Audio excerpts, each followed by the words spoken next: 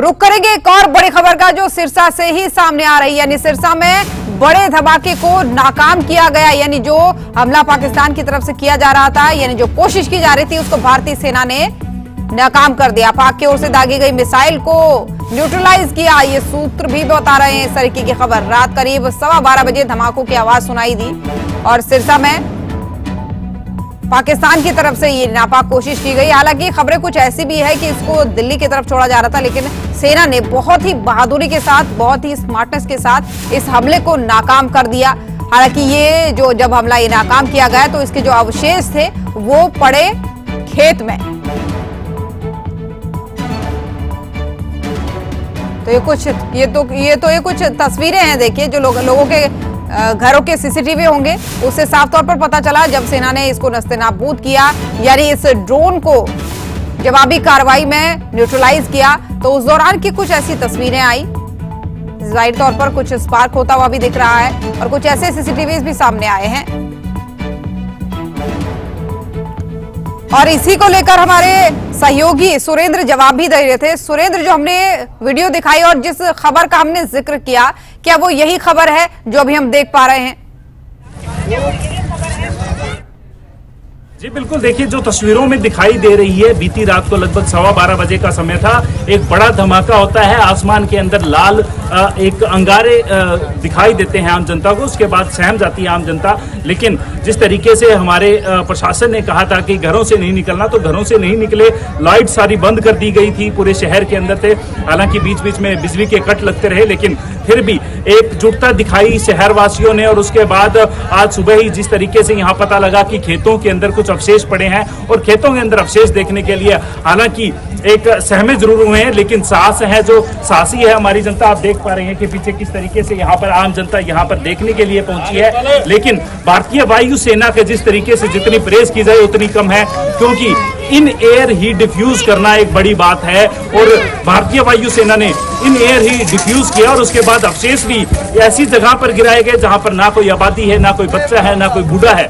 ऐसी जगह पर अवशेष गिरे हैं। यह एक बहुत ही सराहनीय और बहुत ही तारीफ के काबिल बात है। जी बिल्कुल सुरेंद्र, मैं लौटूंगी आपके पास क्योंकि देवांश भी लगातार बने हुए हमारे साथ, सन्नी भी बने हुए। देवांश, आपका रुख करना चाहूंगी, आज कौन कौन सी बड़ी बैठकें, कौन कौन सी बड़ी प्रेस कॉन्फ्रेंस होने वाली है? जी बिल्कुल, देखिए 10 बजे जो है वो आर्मी की एक प्रेस कॉन्फ्रेंस होने वाली है। बहुत महत्वपूर्ण ये प्रेस कॉन्फ्रेंस बताई जा रही है, क्योंकि जिस तरीके से जैसे ही शाम का अंधेरा होना चालू होता है, जैसे ही शाम होना चालू होती है, पाकिस्तान अपनी नापाक हरकतों पे फिर से उतर आता है। जैसे ही शाम होती है, पाकिस्तान जो है वो ड्रोन और मिसाइल से जो है वो भारत पे हमला करने लगता है। लेकिन जिसका मुंह तोड़ जवाब भारतीय सेना पूरी शक्ति के साथ यहाँ पे देती है। पाकिस्तान के जितने हमले हैं उनको पूरी तरीके से विफल करती हुई नजर आती है। लेकिन देखिए जिस तरीके से एक बहुत महत्वपूर्ण जो बात है कि जो सेंटर है, जो केंद्र सरकार है, वो लगातार लोगों से अपील कर रही है, लगातार लोगों को बता रही है कि भारत में किसी भी तरीके की पैनिक की कोई जरूरत नहीं है। भारत के पास पर्याप्त फर्टिलाइजर है, पर्याप्त खाना, पर्याप्त फ्यूल है, सब कुछ पर्याप्त है। तो लोगों को किसी भी तरीके के घबराने की जरूरत नहीं है। जो भारतीय सेना है वो पूरी तरीके से मुस्तैद खड़ी है। और देखिए जिस तरीके से पूरे भारत को इस वक्त अपनी सेना पे गर्व है कि जो सेना वहां पे खड़ी है वो आम लोगों को कुछ होने नहीं देगी किसी भी तरीके से, क्योंकि भारत का जो एयर डिफेंस सिस्टम S-400 है वो इतना शक्तिशाली है कि पाकिस्तान जैसे मुल्क के जो खिलौने उस तरफ से आते हैं वो भारत को किसी भी तरीके का जो नुकसान है वो नहीं पहुंचा सकते हैं। और जब भारतीय सेना मुंह तोड़ जो जवाबी कार्रवाई है वो करती है, तो उसमें पूरी तरीके से जो पाकिस्तान है वो हिल जाता है। कल रात में भी जिस तरीके से पाकिस्तान ने फतेह-2 अपनी जो सबसे शक्तिशाली मिसाइल है वो भारत के ऊपर छोड़ी, पर भारत ने उसको भी हवा में ध्वस्त कर दिया। तो कहीं ना कहीं पाकिस्तान को भी ये चीज तो बिल्कुल क्लियर है कि वो भारत का बाल भी बांका नहीं कर सकता। लेकिन जो बौखलाहट के चलते, ऑपरेशन सिंदूर की बौखलाहट के चलते पाकिस्तान अपनी नापाक हरकतों से बिल्कुल भी बाज नहीं आ रहा है। लेकिन भारतीय सेना पूरी शक्ति के साथ उसका जो मुंह तोड़ जवाब है वो दे रही है, जो कार्यवाही है वो कर रही है। जिस तरीके से राजधानी दिल्ली में भी इस वक्त जो उच्च स्तरीय बैठकों का जो दौर है वो पूरी तरीके से चालू हो चुका है।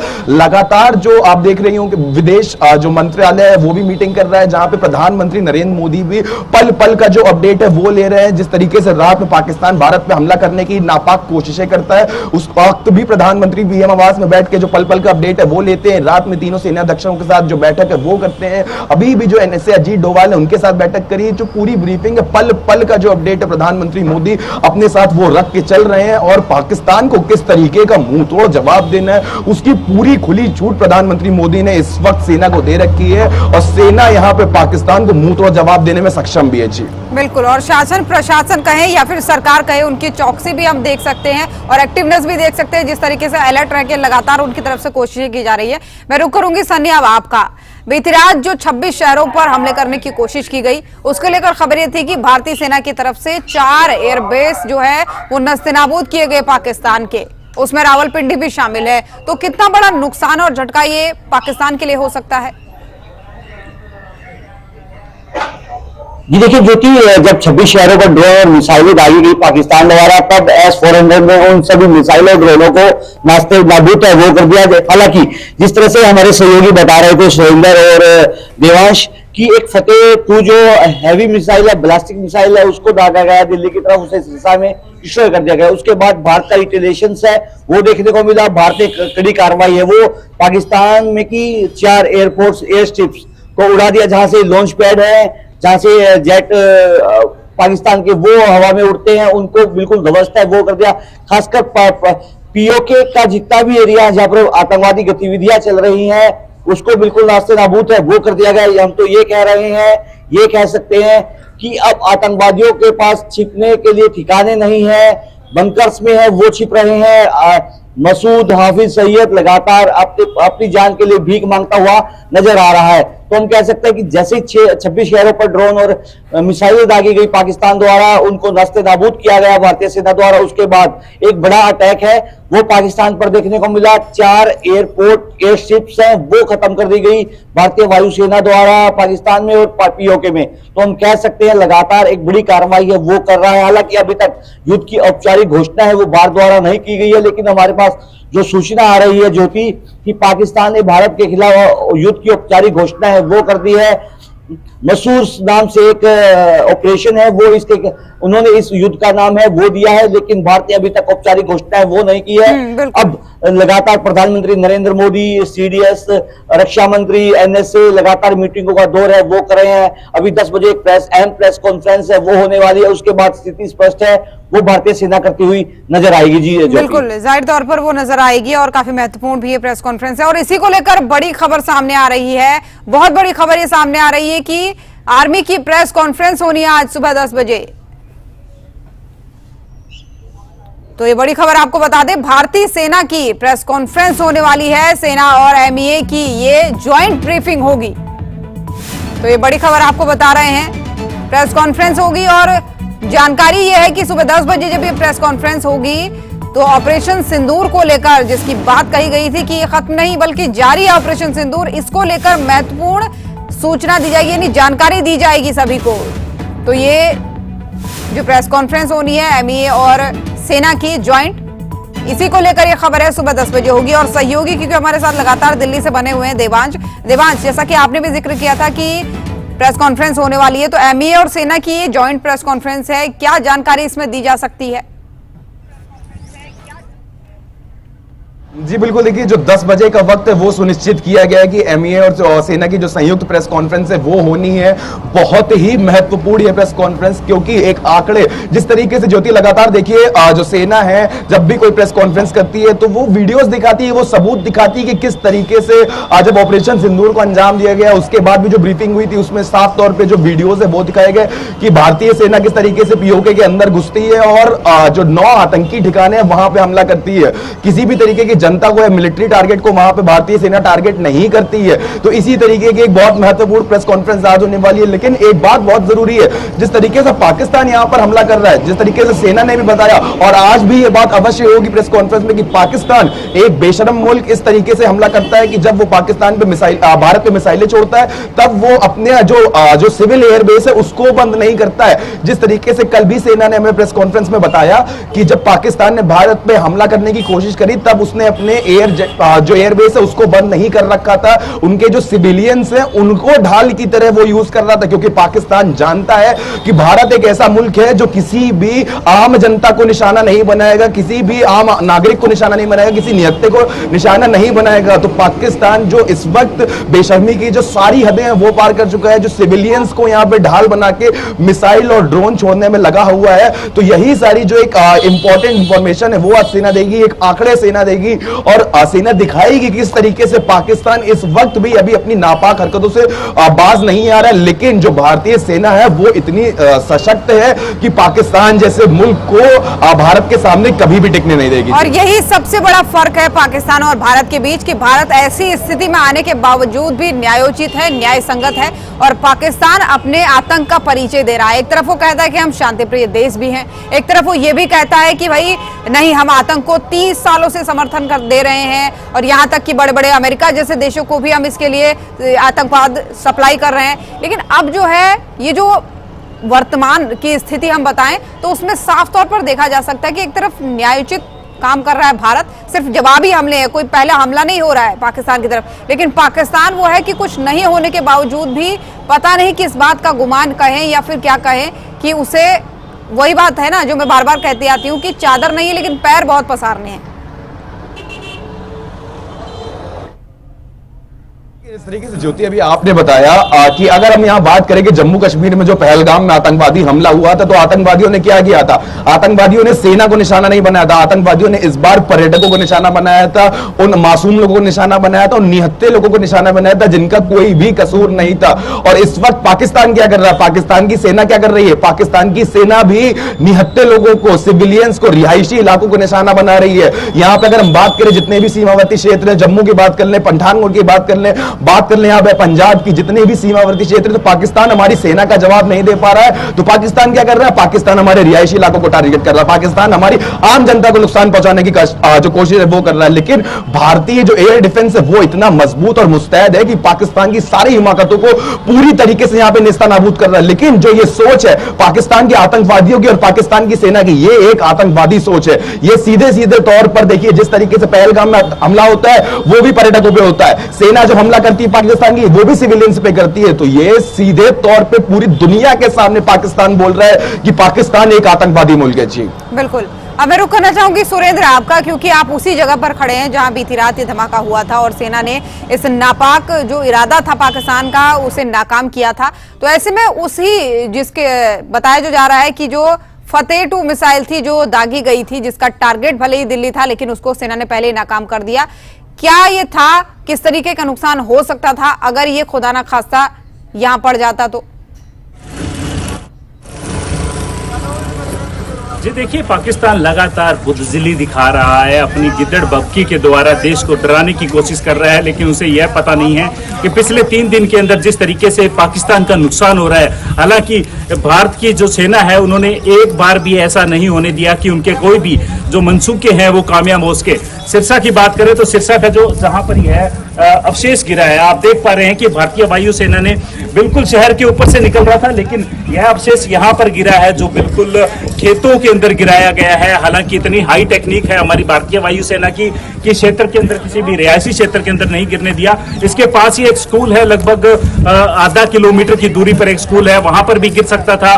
पीछे जो रिहायशी क्षेत्र है, फ्लैट्स बने हुए हैं, सोसाइटीज बनी हुई है, वहां पर भी गिर सकता था और एक बड़ा नुकसान हो सकता था। लेकिन भारतीय वायु सेना जो हाई टेक्निक के द्वारा अपने औजारों का प्रयोग कर रही है और जो वायु के अंदर ही इन्हीं ही डिफ्यूज किया जा रहा है, यह एक बड़ी बात है। और इससे देखने को भी मिला है कि किसी भी तरीके का जान माल का नुकसान यहाँ पर नहीं हुआ है। जी, और सबसे बड़ी बात तो सुरेंद्र की, जिस खेत में गिरा उस खेत में भी फसल कटी हुई, यहाँ तक कि फसल का तक नुकसान नहीं हुआ।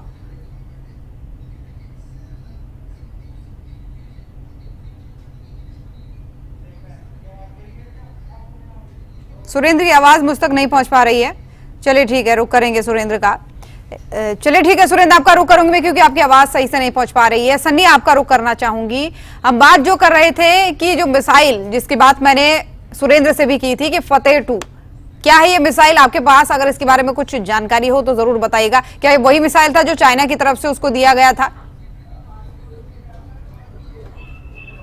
जी देखिए, फतेह 2 है, घातक मिसाइलों में से एक है दुनिया भर की, और बैलिस्टिक मिसाइल है ये लंबी दूरी की मिसाइल है। ये ऐसा नहीं है ज्योति कि इसको इस्लामाबाद, ऐसा है कि इसको इस्लामाबाद में बैठकर दिल्ली पर फायर है वो किया जा सकता है, लेकिन भारतीय वायुसेना ने डिफेंस 400 को पूरे जो राजस्थान और जम्मू कश्मीर से और पंजाब से लगते जितने भी एरिया है वहां पर अपना एयर डिफेंस सिस्टम 400 है वो लॉन्च कर रखा है। तो वहां से जो भी ड्रोन आ रहे हैं, जो भी मिसाइलें आ रही है, उनको नास्ते नाबूद है वो किया जा रहा है। एक हैवी मिसाइल है ब्लास्टिंग जहां पर गिरेगी 2 से 3 किलोमीटर का एरिया है वो बिल्कुल ध्वस्त है, वो करती हुई जरूर नजर आएगी। इसका सफल परीक्षण है वो पाकिस्तान ने करीब 3 साल पहले है वो हिंद महासागर में वो किया था, लेकिन इसका प्रयोग है वो भारत पर करता हुआ नजर आ रहा है। लेकिन भारतीय वायुसेना इसे लगातार डिफ्यूज करती हुई नजर आ रही है, निष्क्रिय करती हुई नजर आ रही है।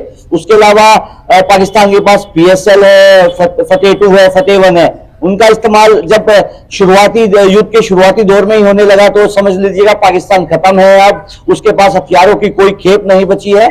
हमारे पास ब्रह्मोस है, आकाश है, अग्नि 1 अग्नि 2 है, लेकिन अभी तक हमने उनका प्रयोग है वो पाकिस्तान पर नहीं किया, क्योंकि पाकिस्तान अगर इन मिसाइलों का प्रयोग पाकिस्तान पर होगा तो वहां की जो आवाम है, जो आम जनता है, उसको भारी नुकसान होने की संभावना है। भारत केवल आतंकवाद के खिलाफ युद्ध लड़ रहा है, उसकी सेना की कार्रवाई के खिलाफ युद्ध लड़ रहा है। बिल्कुल, और न्यायोचित होने के तहत जो है भारत की अपनी भी कुछ सीमाएं हैं जिसे वो बिल्कुल नहीं लांघना चाहता। वो नहीं चाहता कि निर्दोष जो लोग हैं उन्हें किसी भी तरीके का नुकसान हो। बिल्कुल, बात रखें अपनी। लेकिन ज्योति सबसे बड़ी बात ये है, कल सोफिया कुरैशी जो कर्नल है उन्होंने प्रेस कॉन्फ्रेंस की, और उस प्रेस कॉन्फ्रेंस में उन्होंने एक महत्वपूर्ण बात ये बताई कि जब ड्रोन और मिसाइलें आती है, फिर फाइटर जेट आसमान में होते हैं पाकिस्तान के, तब वहां से एक आम नागरिकों का एक प्लेन है वो उड़ाया जाता है एयर स्ट्रिप से, ताकि जो भारतीय सेना है वो आम नागरिकों पर, जो आम नागरिक प्लेन है उस पर हमला करे और जनता के सामने है वो दिखाए कि भारत आम नागरिकों को मार रहा है, बच्चों को मार रहा है। लेकिन भारतीय सेना केवल उन्हीं जगहों पर टारगेट कर रही है जो कि आतंकवाद के लॉन्च पैड है, पाकिस्तान की जो सेना है उसके लॉन्च पैड है, जहां से ड्रोन हमले हैं वो हो रहे हैं, जहां से मिसाइलें हैं वो दागी जा रही है। तो हम कह सकते हैं पूरे देश को, पूरे विश्व को एक संदेश भारतीय सेना है वो दे रही है कि हम बेकसूरों को जान से नहीं मार रहे हैं, हम केवल आतंकवाद के खिलाफ जंग लड़ रहे हैं, और ये जंग हमारी आतंकवाद के खिलाफ ही रहेगी। जी बिल्कुल, अपने प्रिंसिपल्स का पालन भारत अभी भी बहुत ही संयमता के साथ कर रहा है। देवांश, आपका मैं रुख करना चाहूंगी। जिस तरीके से हम पाकिस्तान और भारत के तनाव की बात करें, तो इन तनाव की परिस्थितियों को आपको क्या लगता है कि कब तक और झेलना होगा? क्योंकि पाकिस्तान तो बात सच में नहीं आ रहा है। IMF की तरफ से आपने कहा कि फंड भी मिल गया है, और इतना बड़ा फंड मिल गया है तो जाहिर सी बात है खाने पीने के लिए नहीं, वो जरूर इसी चीज के लिए उसने फंड मांगा है कि भाई मदद कर दो, हमारे पास अब मिसाइलें नहीं है, हमारे पास अब हथियार नहीं है, और कहा जा रहा है कि हथियार में भी उसको इन्वेस्ट किया जाएगा। तो ये सब देखते हुए क्या लगता है कि ये परिस्थिति अब कितनी लंबी चलने वाली है?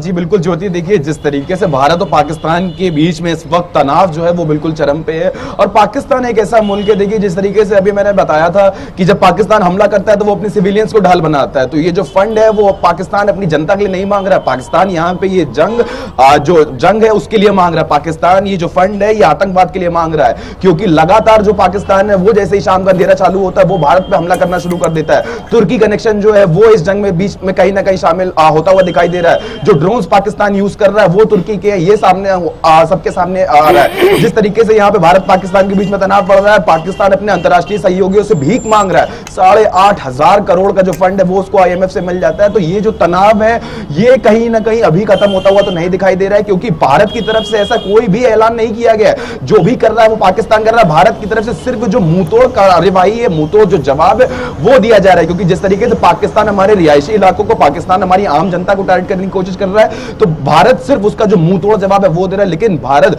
जब पाकिस्तान पे कोई वॉर डिक्लेयर नहीं करता, वो सिर्फ जब मुंहतोड़ कार्यवाही करता है, तब पाकिस्तान के 4 एयरबेस जो हैं वो पूरी तरीके से नेस्तनाबूद हो जाते हैं। पाकिस्तान को इसी से अंदाजा लगा लेना चाहिए कि वो भारत के सामने कहीं भी नहीं दिखता है, क्योंकि जिस तरीके से पाकिस्तान जब अपनी जो सबसे शक्तिशाली मिसाइल है उसको इस्तेमाल करता है, भारत उसको भी हवा में ही ध्वस्त कर देता है। तो पाकिस्तान यहां पे अपने जो नापाक मंसूबे हैं उसमें कामयाब होता हुआ कहीं पे भी नजर नहीं आ रहा, ना वो कभी हो पाएगा, क्योंकि जो सामने है वो भारत है, और ये नया भारत है। जिस तरीके से प्रधानमंत्री नरेंद्र मोदी ने भी बोला था पिछली बार कि ये नया भारत है, ये घर में घुसेगा भी और घर में घुस के मारेगा भी, तो कहीं ना कहीं पाकिस्तान को ये पूरा अंदाजा तो है ही कि भारत अब पाकिस्तान को छोड़ेगा नहीं। और ये पाकिस्तान का एक डर है ज्योति, क्योंकि जिस तरीके से यहाँ पे भारत जो पाकिस्तान को मुंह तोड़ जवाब दे रहा है, तो पाकिस्तान को भारत की ताकत का तो अंदाजा है ही। जिस तरीके से यहाँ पे जम्मू कश्मीर के पहलगाम में यहाँ पे आतंकवादी हमला होता है, टीआरएफ उसकी पूरी जिम्मेदारी लेता है, उसी के बाद पूरे पाकिस्तान में बौखलाहट मच जाती है।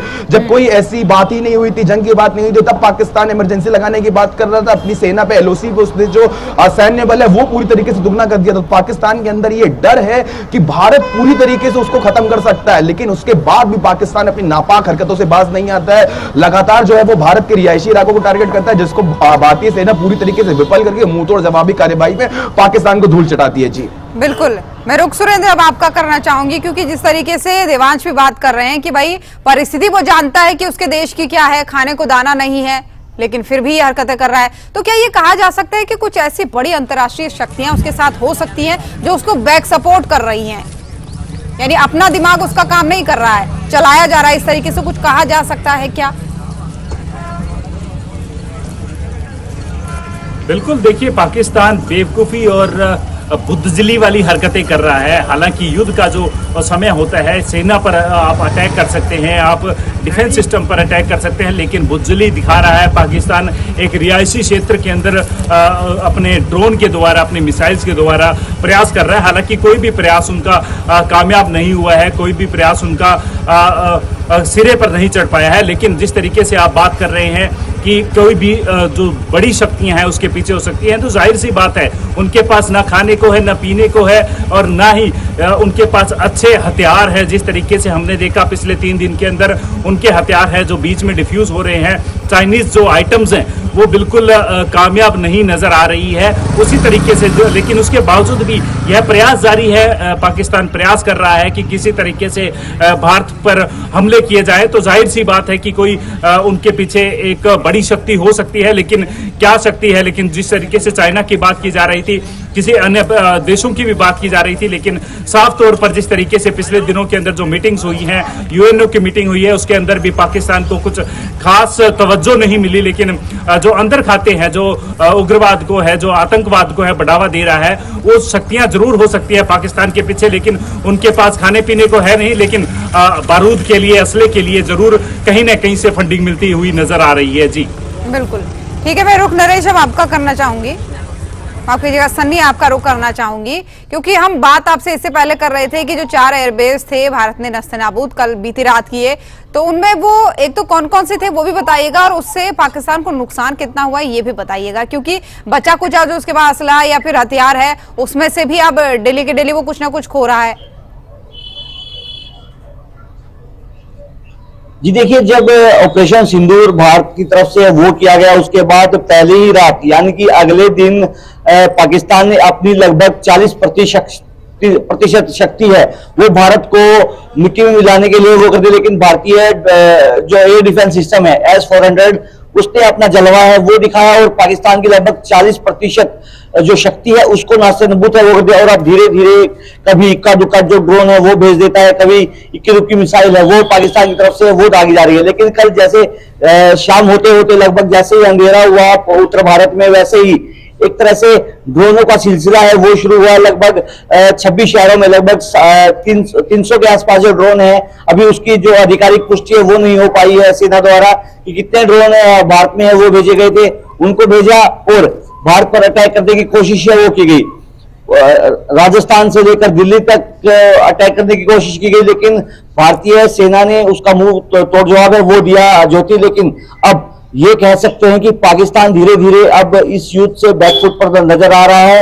हालांकि चीन और जो अन्य उसके सहयोगी देश है उसका कहीं ना कहीं साथ देते हुए जो नजर आ रहे हैं, क्योंकि जिस तरह से उनके पास हथियारों का जखीरा, सभी हथियार है वो चाइनीज नजर आ रहे हैं, क्योंकि जो हमने जेट मारे गिराए थे भारतीय सेना ने वो अमेरिकी और चाइना के थे, तो हम कह सकते हैं। लेकिन जब यह बताया जाता है ज्योति, अगर किसी देश को किसी दूसरे देश पर हमला करना होता है दूसरे देश के हथियारों से, तो उसके लिए पहले परमिशन है वो लेनी पड़ती है। पाकिस्तान तो जी ही लोन पर रहा है ज्योति, उसके पास जितने भी हथियार हैं वो उधार के हथियार हैं, उनका कोई पेमेंट है वो चीन को और अमेरिका को नहीं है, ये केवल इसलिए दिए गए हैं ताकि वो जो अपनी जो सरहदों की सुरक्षा वो कर सके, ना कि किसी देश पर हमला कर सके। सीधा सीधा दोनों हथियारों का प्रयोग करना लेकिन इन परिस्थितियों के बाद भी पाकिस्तान किस गफलत में पड़ा है, ये समझ में नहीं आ रहा है।